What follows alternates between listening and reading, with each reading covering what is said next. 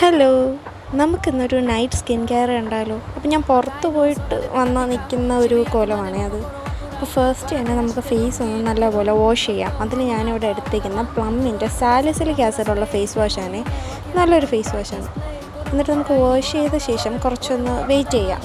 ആ ടൈമിൽ നമുക്ക് നന്നായിട്ട് ഹെയർ ഒന്ന് കോംബ് ചെയ്ത് ഹെയറിൽ നമുക്ക് നമ്മുടെ വിഷ് കെയറിൻ്റെ ഹെയർ ഗ്രോത്ത് സെറമാണ്. ഇത് അടിപൊളി പ്രൊഡക്റ്റാണ്. അത്യാവശ്യം നല്ലപോലെ ഹെയർ ഗ്രോത്ത് പ്രൊമോട്ട് ചെയ്യുന്നുണ്ട്.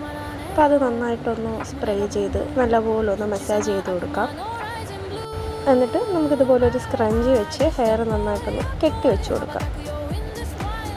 നമുക്ക് കമ്മലൊക്കെ ഒന്ന് ഒരു മാറ്റാം. സോ ഇതിൻ്റെ പുതിയ ടോണറാണ് ഗുഡ് വൈബ്സിൻ്റെ.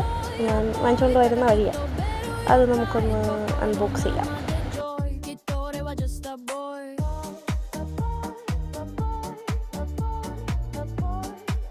ടോണർ നമുക്കൊന്ന് ഫേസിൽ സ്പ്രേ ചെയ്ത് കൊടുക്കാം.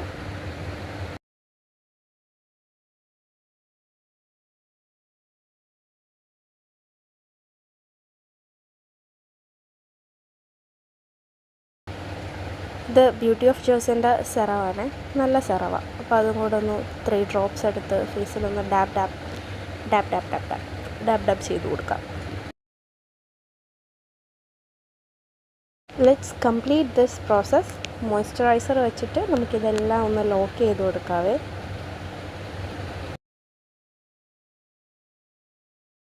എന്ത് അപ്ലൈ ചെയ്താലും ഓർക്കേണ്ട ഒരു കാര്യം, കഴുത്ത് പുറമ്പോക്കല്ല. എന്ത് അപ്ലൈ ചെയ്താലും കഴുത്തിൽ കൂടെ അപ്ലൈ ചെയ്യുക.